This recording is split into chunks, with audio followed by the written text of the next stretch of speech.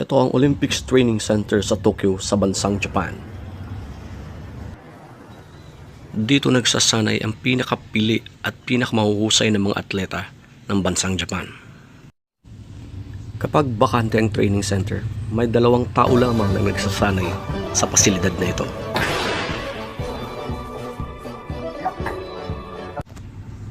Tama, yan ang batang si Carlos at ang kanyang coach na si Monihiro Kogimiya.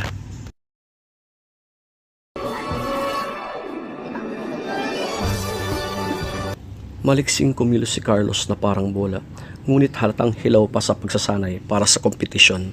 Ngunit kinakitaan siya ng potensyal ni Kogimiya bilang isang mahusay na manlalaro.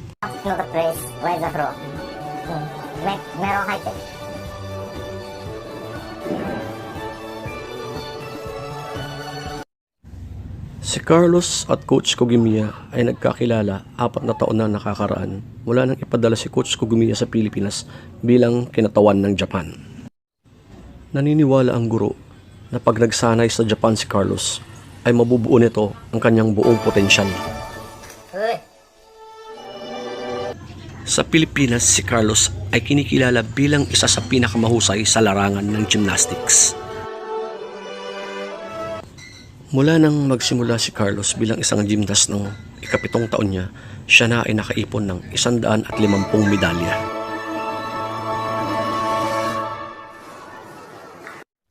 Ngunit ang pasilidad sa Pilipinas ay sadyang sira-sira na at wala na sa tamang kondisyon.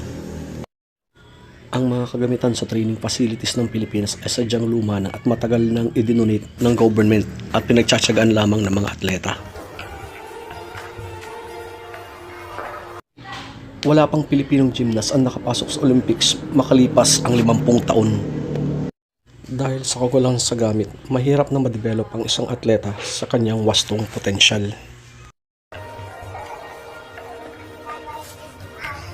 Sinabi ni Carlos na pakiramdam niya ay kulang siya sa motibasyon, pero ang goal niya ay manalo sa Olympics. Kahit anong kulay, ginto man ito, silver o bronze. Nakitira si Carlos sa simpleng bahay ni Coach Kogimiya. Magkasalo sila sa pagkain, magkasamang naglalaba at magkasamang gumagawa sa trabahong bahay. At may iisa silang goal, ang maging isang Olympic athlete, si Carlos Yulo. Nagkaroon ng maliit na problema dahil sa pagiging mahiyain ni Carlos, ito ay nahihirapang makipagkomunikasyon sa ibang mga kapwa-atleta. Upang ma-develop ni Carlos ang kanyang communication skills ay hinikayat siya ni Coach Kogimiya na gumawa ng diary sa kanyang mga araw-araw na ginagawa.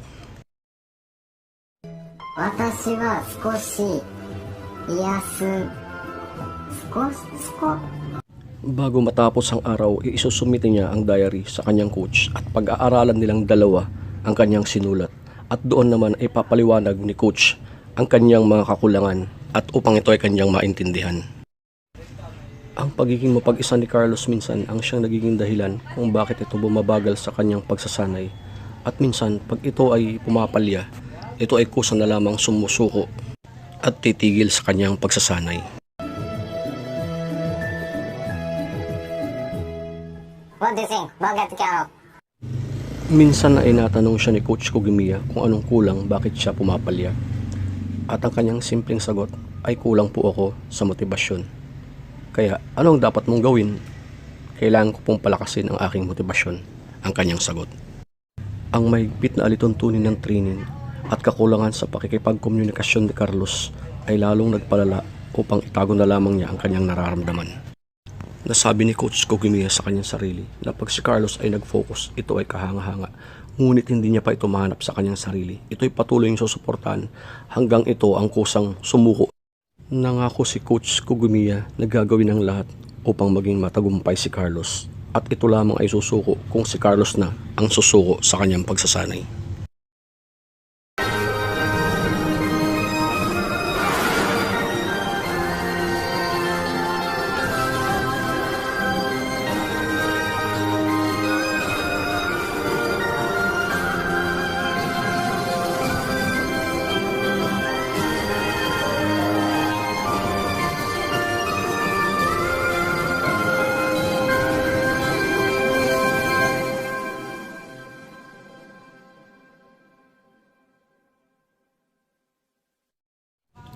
ang bayan ng Chofu na di kalayuan sa Tokyo. Malapit nang pumutok ang bukang liwayway.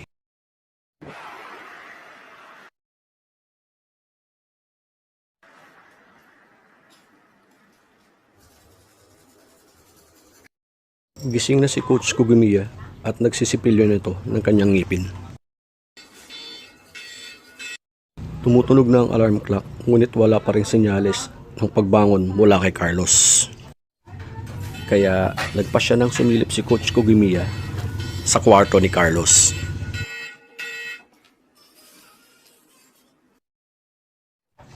"Oh, kumusta? Buhay ka pa ba?" ang nakatawang tanong ni Coach kay Carlos. Ngunit si Carlos ay nananatili lamang nakaupo sa gilid ng kanyang higaan.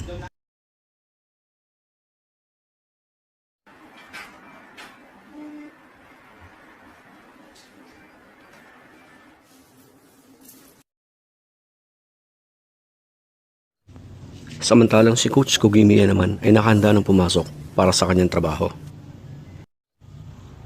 "Magandang umaga, gising ka na pala Carlos," sabi ni Coach. Sa wakas, bumangon na rin si Carlos sa kanyang pagkakatulog.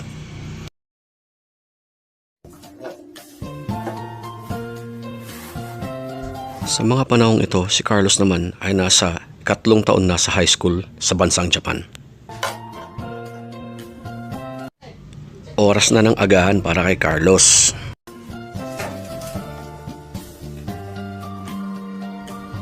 Ang kanyang paborito,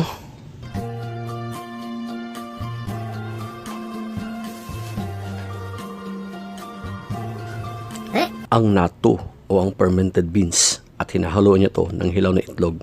Siyempre, hindi ito kilala sa Pilipinas.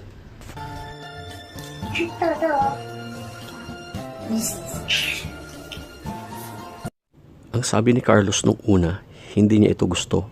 Pero dahil sa araw-araw niya itong kinakain, ay natutunan niya rin itong magustuhan at masarapan dito.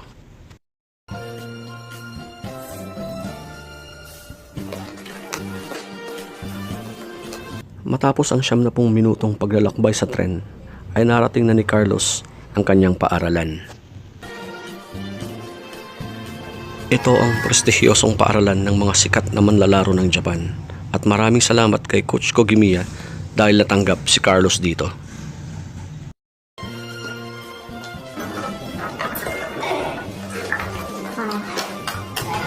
Ito ang class ni Carlos. Ang mga classmates niya dito ay mga football player, basketball player, volleyball player, at iba-iba pang mahuhusay na manlalaro ng Japan. Sa mga panahong ito, si Carlos ay nag-aaral na ng 1.5 taon sa Japan, pero hirap pa rin siyang magsalita ng salitang Hapon. Ang hamon pa dito, ang lahat ng itinuturo ay nasa salitang Hapon. Ang aralin ngayon araw ay tungkol sa politika at ekonomiya.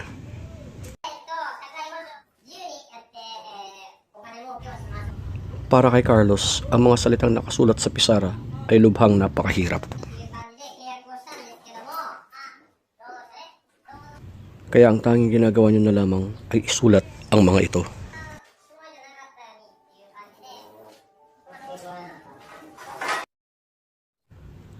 Si Carlos ay atentibong nakikinig sa mga turo ng kanyang guro, dahil para sa kanya, ang salitang Hapon ay mas importante kaysa sa mismong aralin na kanyang inaaral.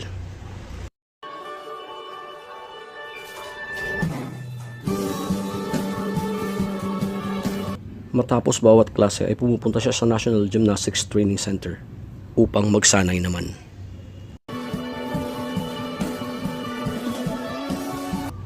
Maraming mga sikat na atleta ang nagsasanay dito.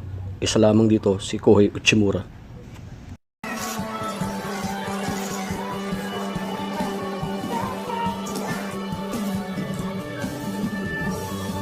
Mga alas 3 ng hapon ay nakakarating si Carlos sa pasilidad na ito upang siya ay magsanay at mag-ensayo.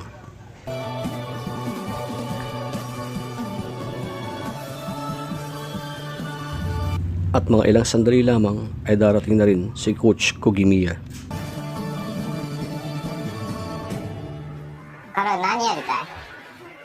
Saisho, you have to use to 4 series かせ. Ang gagamiting aparato ngayon ni Carlos ay ang floor apparatus. Mababa lamang ang taas ni Carlos. Siya ay may taas na 148 cm lamang. Ngunit siya ay may makapangyarihang pagtalon. May mga araw na ang kanyang pagsasanay ay talagang kahanga-hanga. At pag siya ay nagseryoso, lalo talaga itong kahanga-hanga. Isa sa mga moves na ginagawa sa Olympics ang stretch double somersault na makikitang ginagawa ni Carlos dito. Binanggit ni Coach Kugimiya na talagang ang mga activities ay talagang napakahirap, ngunit kailangan mag-focus ni Carlos sa pagkakataong ito. Ang bawat trainee ni Carlos ay kinukuhanan ni Coach Kugimiya ng video upang masusing mapag-aralan ang mga ito. Ang vault apparatus ang isa sa pinakapaboritong laruan ni Carlos kung saan siya ay nakakuha ng gintong medalya sa aparatus na ito. Kapag si Carlos ay umabot na sa edad na 18, ay makakalaban niya na sina Kohei Uchimura at Kenzo Shirai, isa sa mga matatatag na panlaban ng Japan. Ang isa sa malaking hamon kay Carlos ay makamit ang tamang performance sa bawat aparatus na gagamitin sa gymnastics. Dahil nabanggit ni Coach Kugimiya na ang pagitan ng senior at junior level ay napakalaki ang gap at kadalasan ang mga junior ay nasa hulihan ng scoreboard. Sa top level ay makakatungguli niya si Uchimura at si Shirai. Kaya kailangan niyang paghusayin ang bawat routine at pagsasanay sa bawat aparatus. Para tumaas ang competitive skill ni Carlos ay naghahanda ng special routine si Carlos at ang kanyang coach na si Kugimiya. Nagsasanay silang gawin ang pinakamahirap na routine sa gymnastic, ang tinatawag nilang bolt roche o double handspring with 2 forward somersault. Ito ang kanyang kailangan ma-accomplish. Kung titignan mo ang routine na ginagawa nila Carlos, ay mas mahirap pa ito dahil ito ay may 3 ikot sa himpapawid at kailangan mo ng mataas na talon upang ma-accomplish ang bagay na ito. At ang isa pang mahirap dito ay hirap mong makita ang sahig, kaya lalo itong napahirap. Makikita mo na talagang nahihirapan si Carlos sa routine na ito. Binanggit ni Coach Kugimiya sa kanya na dapat mataas ang kanyang talon sa unang bahagi pa lamang ng routine. Kailangan niya nito ng matinding focus sa timing upang magawa ito. Kailangan mo magawa ng tama ang element na to dahil pag nagkamali ka ng bagsak, malaking puntos ang maibabawas sa iyo. Kapag mataas ang antas ng difficulty, mas delikado ito. Tinanong siya ni Coach Kugimiya kung anong pagkakaiba, ano ang nararamdaman niya pag siya ay lumalapag sa sahig. Malaki ba ang agwat? Malapad? Maliit? Sinabi ni Coach na kailangan niyang hanapin ang dahilan kung bakit diyan hindi nakukuha ang tamang paglapag. Minsan ay nabanggit ni Carlos kay Coach Kugimiya na dinadapuan siya ng takot pag ginagawa niya ang element na to. Ngunit kailangan niyang hamunin ang kanyang sarili. Minsan, pag hindi nagiging maganda ang kanyang pagsasanay, nakakaramdam siya ng insecurities dito. Ito ang kanyang nararamdaman pag ginagawa ang pagsasanay. Sa obserbasyon ni Coach Kugimiya ay parang naglagay na ng limitasyon si Carlos sa kanyang kakayahan. Kaya hindi niya nabibigay ng 100% ang kanyang pagsasanay. At yun ang naitanim niya sa kanyang kaisipan. Kaya halos madali siyang nag-give up pag siya ay nahihirapan. Naniniwala na si Coach Kugimiya na pag nagtuon si Carlos at nagkaroon ng kumpiyansa sa sarili, ay magagawa niyang lumaban sa kompetisyon at maaari pa siyang makapag-uwi ng mga medalya. Para makapag-compete sa matataas na level ng kompetisyon si Carlos, ay kailangan niyang sanayin ang sarili sa pag-accomplish ng matataas na antas ng elements na ginagawa sa gymnastics. Ang ma-overcome ni Carlos ang takot at maging kumpiyansa sa sarili ang gustong mangyari ni Coach Kugimiya.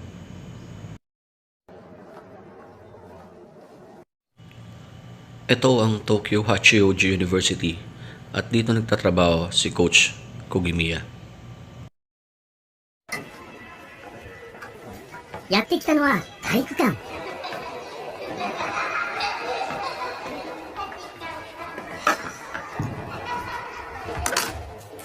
反対側の授業が。はい、出てるよ。長谷川、はい、伊藤、筑福井、はい、大沢。Coach Kugimiya ay nagtuturo bilang assistant teacher at nagbibigay ng training sa mga future teacher ng PE. Sa maliit niyang kinikita ay pinagkakasya niya ito para sa kanya at para sa mga gastusin nila ni Carlos. Ano nga ba yung tunay niyang dahilan kung bakit kailangan niyang suportahan ng ganito katindi si Carlos? Sinabi niya na talagang napakahirap na sumuporta sa isang atleta. Kung bakit ko ginagawa ito ay dahil nakita ko ang kanyang potensyal nung kami ay magkita sa Pilipinas. At sa best element na kaya niyang gamitin, nakikita ko na pwede siyang maging isang mahusay na atleta sa Olympics. Talagang kahanga-hanga si Carlos. Sa aparatos na ginagamit niya, talagang pwede siyang manalo ng medalya. Ngunit batid ko rin na malayo pa ang aming tatakbuhin para marating ang aming mga pangarap. Noong kanyang kabataan, si Coach Kagamiya ay isa ring mahusay na atleta na gustong lumaban sa Olympics. Ngunit dahil sa tinamong injury, ay maagang natapos ang kanyang career sa pagiging isang mahusay na atleta. Dahil sa paghangad na ma-involve pa rin sa gymnastics, ay binigyan siya ng pagkakataon ng Japanese Gymnastics Association na maging coach sa labas ng bansa, at ito nga ay sa Pilipinas.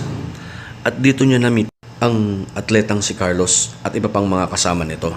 At dito na magbabago ang takbo ng buhay ni Coach Kagamiya. Napagkumpara niya pa ang kultura ng Japan at ng Pinoy. Pag ang Japanese, pag sinabihan mo na umalis na siya sa training dahil hindi siya nagpe-perform ng mahusay, ay magmamakaawa ito na humingi ng isa pang pagkakataon. Ngunit ang mga Pinoy, pag sinabihan mo nang umalis ka na, ay kusa na lamang itong aalis, sabi niya. Bukod sa hindi nila gustong magsanay tuwing Sabado at Linggo, kadalasan ay late pa sila ng mga 2 oras bago magsimula ang pagsasanay. Dito niya rin nakita ang kahusayan ng batang si Carlos Yulo. Kaya sa pagkakataong to, sabi niya, ayokong masayang at kagalingan ng batang ito. At ito ang nagtulak kay Coach Kagamiya upang kupin at sanayin si Carlos. Ito ang kanyang bagong purpose sa buhay. Bagaman mahusay si Carlos, ay ayaw niyang matuto ng ibang elements sa gymnastics. Yun ang observation ni Coach Kagamiya. At kadalasan pag nakikita niyo itong nanonood ng TV, ay nakikita niya ito na hangang-hanga sa mga idolo niya. Ang gustong makita naman ni Coach Kagamiya ay mabago ang mindset ni Carlos na kaya niya ring abutin kung sino man ang inuudolo niya at abutin ang antas ng kanilang kakayahan. Inimbitahan ni Coach Kagamiya si Carlos na magsanay sa Japan at siya lahat ang sasalo ng mga gastusin neto at kung ano pang iba pang mga gastusin ang dapat netong suportahan. Panoorin natin kung paano naging pagtanggap ng proposal ni Coach Kagamiya sa pagsasanay kay Carlos. Namasyal si Coach Kagamiya sa simpleng tirahan ni Carlos sa Kamaynilaan. Dito naman sa pagkakataong ito ay nakilala niya rin ang ina ni Carlos na si Mrs. Angelica Yulo. Makikita po natin sa video na tuwang-tuwang ibinabahagi ni Mrs. Yulo kay Coach Kagamiya ang mga larawan ni Carlos na nagpapakita nito ng kahusayan sa paglalaro nang siya ay maimbitahan na lumaro sa Youth Olympics noong 2014. Hindi makapaniwala si Ginang Yulo sa pagpapasya ni Coach Kagamiya na kupkupin si Carlos upang mag-training sa Japan. Nabanggit ni Mrs. Yulo kay Coach Kagamiya na siya ay proud na proud dahil si Carlos ang napili na mag-training sa Japan. Dahil hindi lahat ng batang atleta ay nabibigyan ng pagkakataon na magsanay sa ibang bansa tulad ng Japan. Sa nakitang sitwasyon ni Coach Kagamiya sa lansangan ng Maynila, ay nabuo ang plano niya na kailangan niya talagang sanayin si Carlos sa Japan upang siya ay maging inspirasyon sa mga tulad ng ibang kabataan na naghahangad na maging isang mahusay na gymnast. Lumapit sa iba't ibang ahensya at eskwelahan si Coach Kagamiya upang makalikom ng tulong para sa pagtatraining ni Carlos sa Japan. At siya ay hindi naman nagkamali. Maraming gustong tumulong para si Carlos ay matuloy sa kanyang pag-iinsayo at pagtatraining sa bansang Japan. Sinabi ni Coach Kagamiya na maraming nagtulong-tulong upang matuloy ang training ni Carlos na ito sa Japan. At sa pagdating ng araw ay gusto niyang ipaliwanag sa batang atleta na ang kanyang tagumpay sa kanyang pag-iinsayo at pagsasanay ay dahil sa tulong ng nakararami. At sana ito ay huwag niyang makalimutan pag siya ay sisikat pagdating ng araw. 感じになってほしいですね。 Isang taon na ang nakakalipas nang umalis si Carlos sa Pilipinas at magsanay sa bansang Japan. At isa't kalahating taon na rin siyang nagsasanay sa pamumuno ni Coach Kojimiya. Sa kuha ng video ito, si Carlos siya nagsasanay para sa Youth World Championship.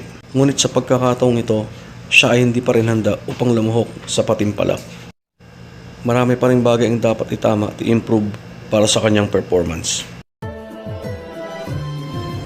Para si Carlos ay makarating sa taas, kailangan niyang ma-overcome ang kanyang kahinaan. Ito ay kanyang dapat mahanapan. Sa una pa lamang ay batid na ni Coach Kojimiya ang kanyang kahinaan. Ito ang mindset ni Carlos. Katulad ngayon sa training na to ay makikita mo na para siyang hindi gaanong seryoso.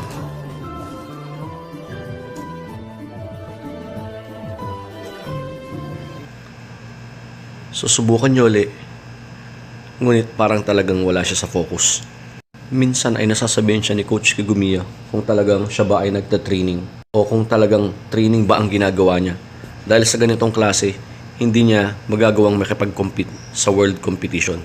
Nasabi pa ni Coach Kojimiya na kailangan niyang palakasin ang emosyonal na aspeto ng kanyang sarili. Hindi yan ang iyong limitasyon, sabi ng coach. Nais kong mas mataas na antas pa ng element level ang maabot mo, Carlos, sabi sa kanya ni Coach Kojimiya. Ngunit nananatiling tahimik sa Carlos at hindi sumasagot sa sinasabi ng kanyang coach.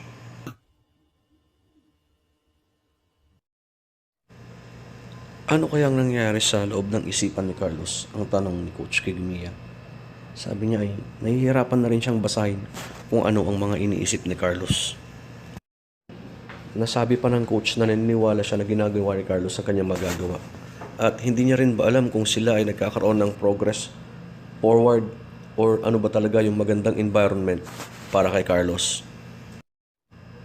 Tama ba yung ginagawa naming approach sa training niya? Or medyo mahirap intindihan? Konting panahon na lamang ang nalalabi para sa darating na Tokyo Olympics. At nag-iisip pa rin si Coach Kojimiya kung paano papalakasin ang mental at emotional na part ni Carlos.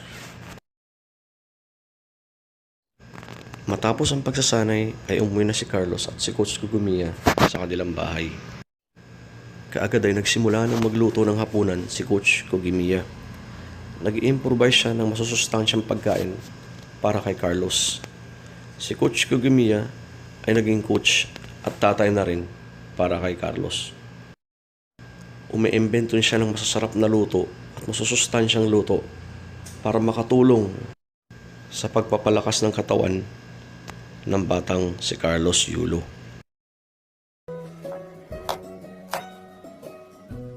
Nagsimula ng magluto ng masusustansyang pagkain si Coach Kojimiya. Kadalasan ang nilalagay niya dito ay mga masusustansyang gulay at lahat ng pwedeng masustansya na ilagay ay nilalagay niya. Nasabi ni Coach Kojimiya na maraming injury natamo ang mga muscles ni Carlos sa nakaraang training. Kaya kailangan niyang kumain ng masusustansyang pagkain tulad ng gulay para makarecover ang kanyang katawan. Hinaluan niya ang kanyang niluluto ng maraming soy milk dahil ang soy milk ay nagtataglay at mayaman sa protina na naniniwala siya na makakatulong sa pagbibuild ng muscles ni Carlos at dinagdagan niya pa ito ng paboritong spice ni Carlos. Handa na ang kanilang hapunan at makakasama nila sa hapunan ang physiotherapist ni Carlos.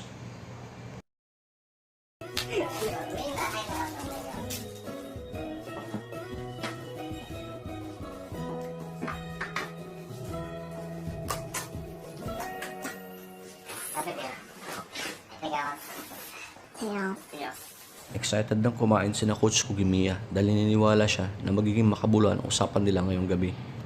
Ngunit taliwas sa kanyang inaasahan, nananatiling tahimik si Carlos na kumakain. Tahimik lamang na animo naghihintay na may magbubukas ng usapan. Si Coach Kojimiya ang unang nagbukas ng bibig upang mangusap. Ang una niyang tanong ay, Carlos, kumusta na ang iyong balikat? Sumagot naman si Carlos at sinabi niyang, okay naman na po ang balikat ko. Tinanong naman ni Coach Kojimiya kung kumusta naman ang ibang parte ng katawan niya. Ngunit parang iba ang kanyang isinagot. Ang kanyang isinagot ay tungkol sa rings at parallel bars na malayo sa katanungan ni Coach Kojimiya. So, ito yung mga bagay na nagpapahiwatig na si Carlos ay kailangang mag-improve pa sa kanyang pang-intindi sa salitang Hapones.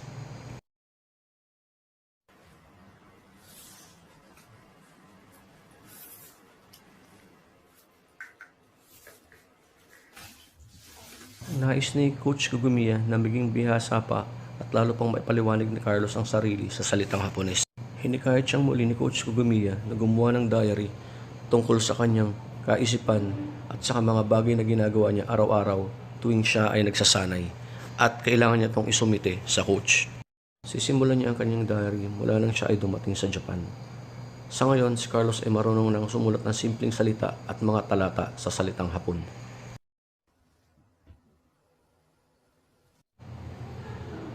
Sa tulong ng mga translating app ay nagawa niyang buuin ang kanyang diary at nakapagsusulat na siya ng hanggang 30 minutong content ng kanyang diary. Matapos ito ay kanyang isusumite sa kanyang coach na si Kugimiya. Bawat maling salita na isusulat ni Carlos ay unti-unting itinatama ni Coach Kugimiya. Inilalagay niya rin sa diary kung ano yung tamang dapat isulat sa diary at kung ano yung tamang words na gagamitin ay kanya itong sinusulat upang nang sa gayon ay unti-unti maintindihan ni Carlos. Bawat mali sa kanyang isinulat ay ipinapaliwanag ni Coach Kigumiya nang ito ay kanyang matutunan. Sa ngayon ay marami pang mali sa mga isinulat ni Carlos at unti-unti itong tinatama ni Coach Kigumiya nang sa gayon unti-unti ay matuturing magsalita at magsulat ng Hapones ang batang si Carlos Yulo. Ang talagang goal ng pagpapasulat ng diary ni Coach Kigumiya kay Carlos ay upang malaman niya kung ano ang nasa saloobin ni Carlos. Baka sakali ay maisulat ni Carlos ito sa kanyang diary. Ngunit sa kanyang gulat ay sinusulat lamang ni Carlos ang tungkol sa kanyang pagkain, sa kanyang mga training at hindi nakalaman doon kung ano ang kanyang saloobin.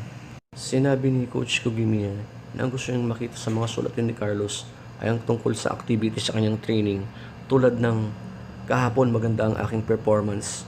At kung siya naman ay bumabagsak, ang gagawin niyang sasabihin ay pagbubutihin kong lalo at ito ang aking gagawin upang ako ay lalong mag-improve. Yun ang mga gustong makita ni Coach Kugimiya sa sulat ni Carlos.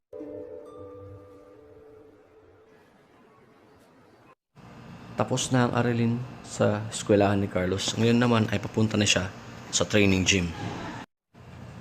Sa kanyang pagpunta sa gym ay dadaan muna siya sa paborito ng store na nagpapaalala sa kanya ng kanyang bayan. Bibili siya dito ng baked sweet potato o kamote. Ito ang kanyang paboritong merienda. Yakimo?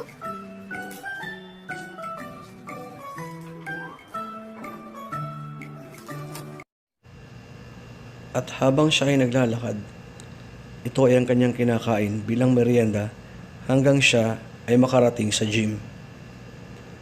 Si Carlos ay sarap na sarap sa pagkain nito. Kaya.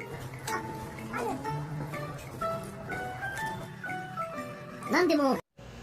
Gustong gusto niya ang pagkain kamote dahil ito ay madalas hinahanda sa kanya ng kanyang ina nung siya ay nasa Pilipinas pa lamang.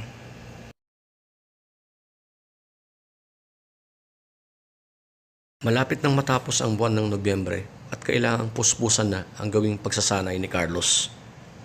May magaganap na qualification round sa Philippines para sa darating na World Cup at kailangang makasali doon ni Carlos.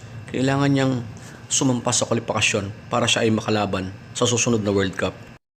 Kailangan niyang mamaster ang pinakamahirap na element ng gymnastics, ang vault roche. Ito lamang yung natatanging element na maglalagay sa kanya sa pinakamataas na antas ng kwalifikasyon para sa susunod na kompetisyon. Makikita sa video ito na binibigyan siya ng mga instruction ni Coach Kugimiya kung paano ito i-accomplish. Makikita rito na lubang nahihirapan pa rin siya sa tamang paglapag pag ginagawa ang element ng vault roche.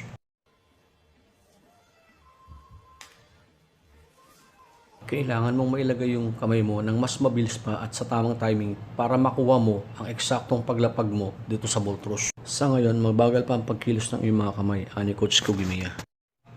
Sa ngayon, tulad ng dati, isang sagot, isang tango lamang ang makukuha mong sagot mula kay Carlos.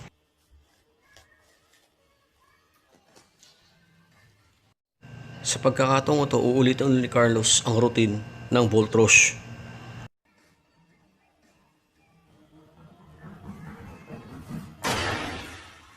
背中から落ちてしまいました。 At sa pagkakataong ito naman ay lumapag siya at likod ang unang bumagsak. Nasabi tuloy ni Coach Kigumiya sa kanya na inulit mo lang yung dati mong mali dahil hindi ka masyadong nagko-concentrate. Sa ganitong ginagawa mo magkakaroon ka lamang ng injury. Dapat isipin mong mabuti kung paano mo ito i-execute, ang sabi ni Coach Kugimiya. Para makapag-qualify sa darating na World Cup, kailangan matutunan ni Carlos ang paggamit ng Volt Rush dahil yun lamang ang paraan para siya ay makwalify.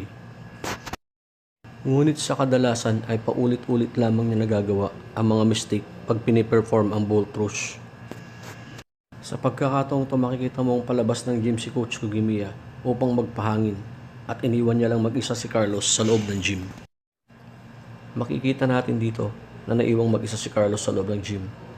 Nakatalongko, nakayako at tila nag-iisip ng malalim.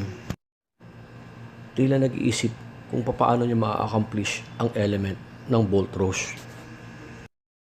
Dumating na naman ang oras ng pagsusumite ng kanyang diary kay Coach Kugimiya at sa pagkakataong ito, tila iba ang laman ng kanyang diary. Isinulat niya ngayon sa kanyang diary ang nilalaman ng kanyang kaisipan patungkol sa mga training na kanyang ginagawa. 懸命をもがいているのです。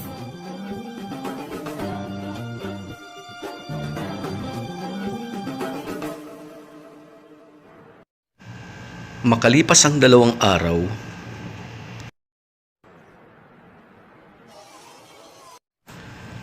heto ang All Japan National Team Competition sa Takasaki City sa Gumna Prefecture.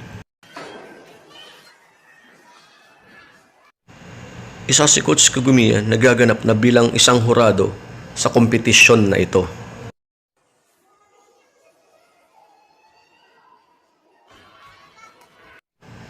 Dumating si Carlos bilang isang manonood sa gaganaping kompetisyon. Inanyayahan siyang dumalo ni Coach Kigumiya para malaman niya kung kaano kagagaling ang mga gymnast na sasali sa palarong ito. Ano kaya ang mararamdaman ni Carlos habang nanonood? Siya kaya ay mai-inspire o panghihinaan ng loob habang pinapanood ang kompetisyon na ito? Inanyayahan ni Coach Kugimiya sa Carlos na panoorin ang palarong ito para malaman niya kung ano ang kulang para sa kanyang mga pag-iinsayo. Para malaman na rin kung saan siya kailangan mag-improve sa kanyang mga araw-araw na activity. Isa sa mga maglalaro ngayon ay si Kenzo Shirai, isa ring floor at vault specialist na tulad ni Carlos. Hawak ni Kenzo Shirai ang lahat ng record ng 5 elements ng gymnastics, ang floor, ang vault at iba pa.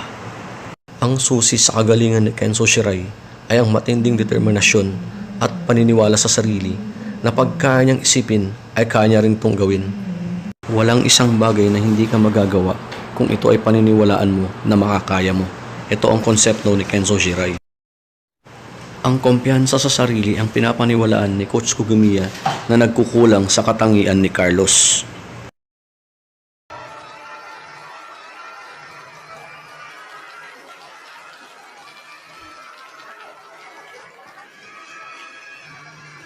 Choba no engi.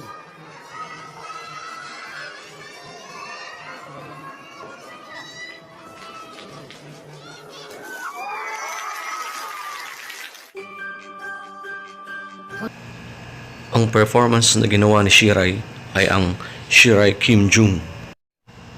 Isang Yurchenko triple twist ang kanyang ginawa.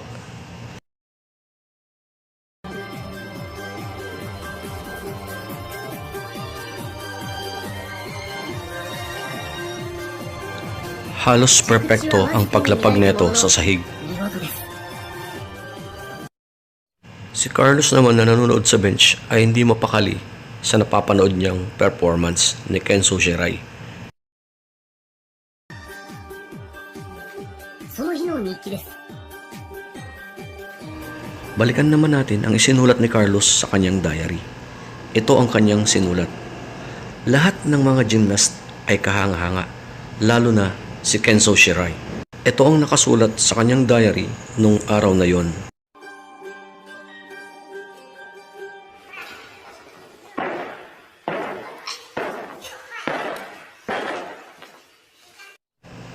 Ngayong araw ay maagang dumating si Carlos sa gym, maaga di tulad ng dati, at nagsimula na siyang magsanay na mag-isa.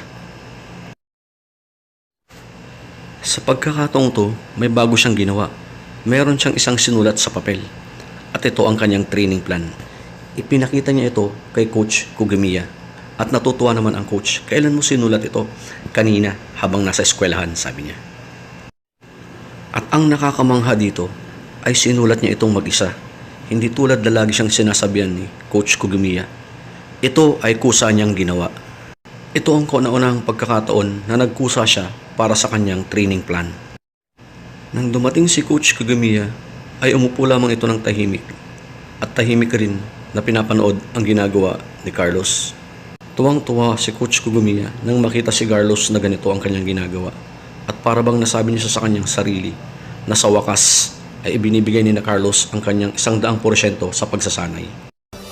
Hindi maglalaon ay kailangang dumalo ni Carlos para sa kwalifikasyon sa kompetisyon na gaganapin sa Pilipinas. Nang matapos ang kanyang pagsasanay sa araw na iyon, ay binigyan siya ng mga pointers ni Coach Kugimiya para sa gaganaping kompetisyon sa Pilipinas. supervisor Nuna gives the routine ko. Maybe you want, you can arrange it. Sa kanilang pag-uusap ay tinanong siya ni Coach Kugimiya kung ano ang kanyang objective sa kompetisyon sa Pilipinas. At sumagot si Carlos, kailangan ko pong hindi makagawa ng pagkakamali. Yun ang kanyang sagot. From me, Nuna, complete your target. And second is don't do the lazy training. Don't feel so big pressure. But you have to try your best. What you can. Just gusto ko. Don't be patay. So don't give up. Totoo ang bansang Pilipinas ang kinalakhan ni Carlos.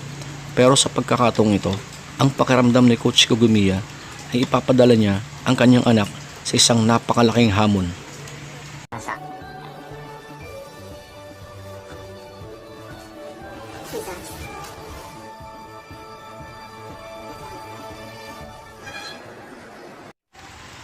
Buwan ng Desyembre, lungsod ng Maynila. Isang araw bago ang kompetisyon ay papunta si Carlos sa lumang gym na kanyang pinagsasanayan.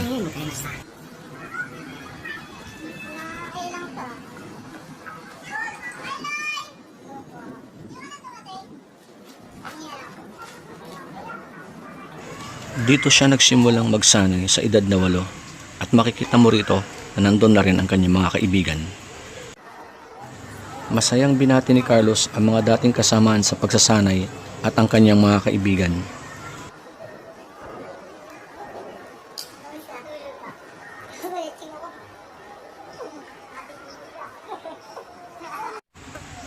Habang matamang nanonood ang mga kasama, ay ipapamalas ni Carlos ang kanyang natutunan sa element na Volt Roche.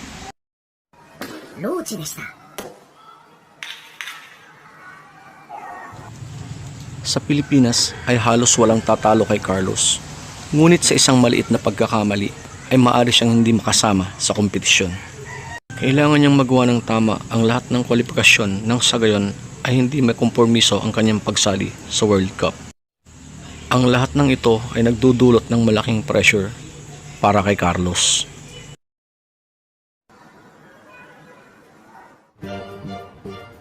Ika-12 ng Desyembre, araw ng kompetisyon. Ang mga makakasali sa kompetisyon na ito ay ang mga atletang nakakuha lamang ng tamang puntos. At sa biyaya ng Diyos ay kasama si Carlos sa mga ito.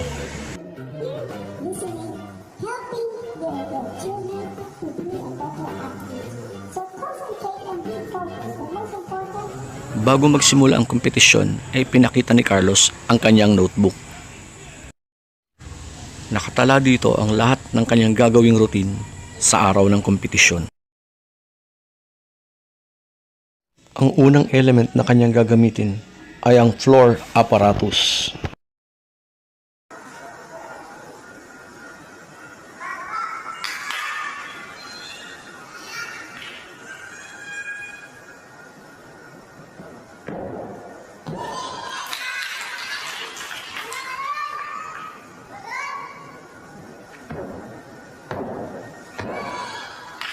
さと力強さ。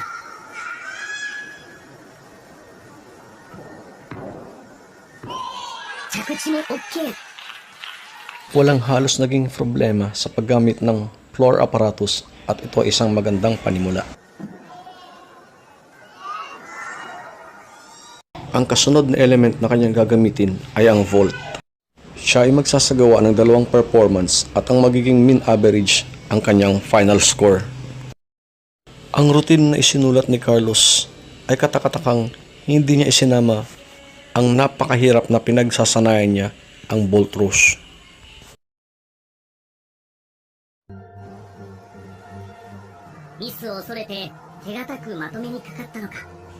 Ang tanong, mas nabili ba ng simpleng vault si Carlos para ma-avoid ang pagkakamali?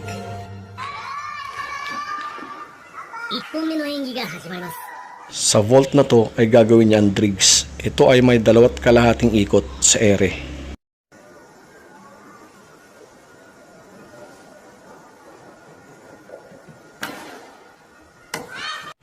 Nagawa niya ng mahusay ang Driggs, ngunit hindi perpekto ang paglapag. Nakakuha siya ng 14 points dito. Nasa pangalawang vault performance na si Carlos. Kung walang gaanong pagkakamaling mangyayari, ay magiging safe na ang pagsali niya sa World Cup.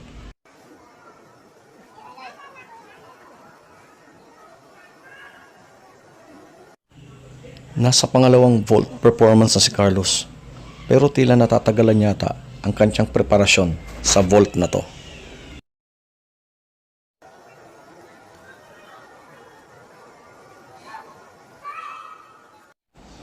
Sa vault na to, ipapakita niya ang Lu Yun na inaasahang madali lamang niyang magagawa. 集中力を高めるカルロス。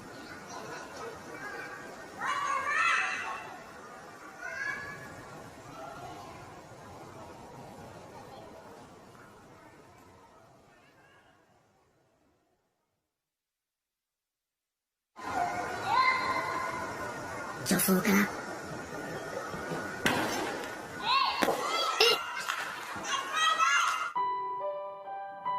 なんと飛んだのはあのローチェ。 Ngunit sa pagkamangha ng lahat ay iba ang kanyang ginawa. Pinerform niya ang rush, ang pinakamahirap na klase ng vault. 直前に自分の判断で難しい技に挑戦したのです。 Hindi man naging perpekto ang kanyang paglapag. Ang importante ay nagapi ni Carlos ang kanyang takot. Kaya matagumpay niyang naisagawa ang rush. Bagamat hindi nagawa ng perpekto ni Carlos ang paglapag, ay nakangiti ito dahil nagapi niya ang takot at nagawa niyang i-perform ang vault rush.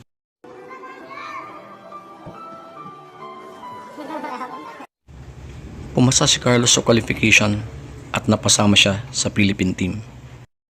Hindi ganong naging maganda ang performance ko sa rush, pero natutuwa ako at nagawa ko ito, sabi ni Carlos. At natutuwa rin akong ibahagi sa aking mga kaibigan ang aking natutunan sa Japan. Sa Japan, sobra akong nadidepress, ang sabi ni Carlos. Pero hindi ako nagsisisi dahil malaki ang naging improvement ko sa sarili ko, ang sabi niya. Sobrang hirap ng pagsasanay ko sa Japan, pero itong naging susi para maging mahusay ako, ang sabi ni Carlos. Kahit na sobrang depressed ko at sobrang pagod ko na sa pagsasanay, ay natutunan ko itong makonquer. Magmula nang magpunta ako sa Japan, ay higit kong nakilala ang aking sarili. Ani Carlos. Chofu, Tokyo. Nakabalik ng muli si Carlos sa Japan mula sa katatapos na kompetisyon sa Pilipinas.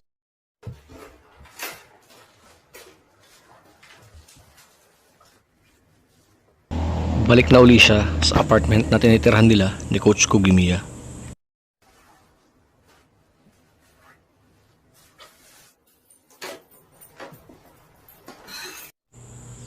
Kababalik naman ni Coach Kugimiya mula sa kanyang trabaho. Tuwang-tuwa namang gustong ikwento ni Carlos ang mga nangyari sa kompetisyon sa Pilipinas.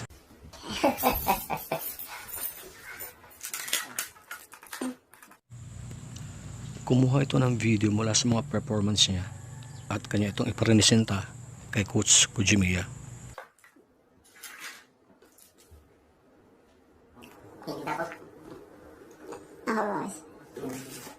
Nice challenge. Mahusay ka, Carlos, ang sabi ni Coach Kujimiya. Sa susunod, dapat makatayo ka na dito ng tama. Tuwang-tuwa si Coach Kujimiya sa mga improvements na nagawa ni Carlos. 何度も見返す2人。 Kaya naman paulit-ulit nilang pinapanood ang kompetisyon ni Carlos sa Pilipinas at kanila itong pinag-aaralan. Carlos, ano pa sa tingin mo ang kulang? Tanong ni Coach Kujimiya.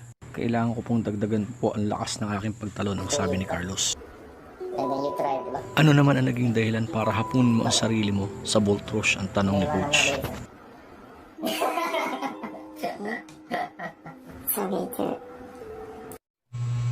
Tahimik na sumagot si Carlos at sinabi niya na, lagi po akong natatakot magkamali, Coach.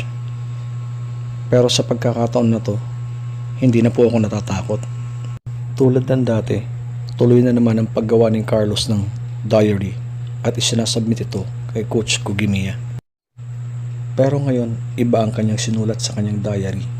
Isinulat niya ang kanyang karanasan sa kompetisyon sa Pilipinas. Sinabi niya na sinubukan niyang i-perform ang rush ngunit hindi perpekto, pero siya ay natutuwa. Sinabi ni Coach Kujimiya na siya ay natutuwa sa naging gawin ni Carlos. Na natutuwa na siyang hamunin ang sarili sa bawat pagsasanay na ginagawa nito. Natutuwa si Coach Kujimiya na natutunan na ni Carlos na mapag-isa sa pagsasanay sa kanyang sarili. Sa huli ay naintindihan na rin niya kung bakit kinakailangan siya na magsanay ng ganong kahigpit sa gymnastics. ね、いいことですよね。僕が与えるんじゃなくて本人がやっていく。 Sinabi rin niya na isang mabuting bata si Carlos Yulo. 再開したトレーニングセンターでの練習。 Makikita natin dito na tumaas na ang kumpiyansa ni Carlos sa kanyang sarili.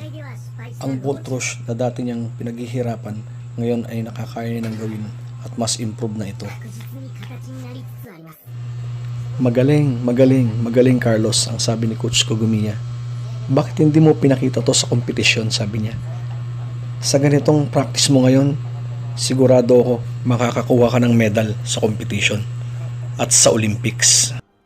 Sinabi ni Coach Kujimiya na natutuwa siya at nagawa na ring makita ni Carlos ang kanyang goal bilang isang atleta. But I don't know how to, but I'll try my best. 体操を通じて自分から前へ進む力を手に入れつつあるフィリピンの少年。そしてそれを手探りで支え続ける日本人コーチ。ちょっとバウンド。ビートビットモアね。東京の片隅でひっそりと続く2人だけの練習。その先に夢の大舞台が待っています。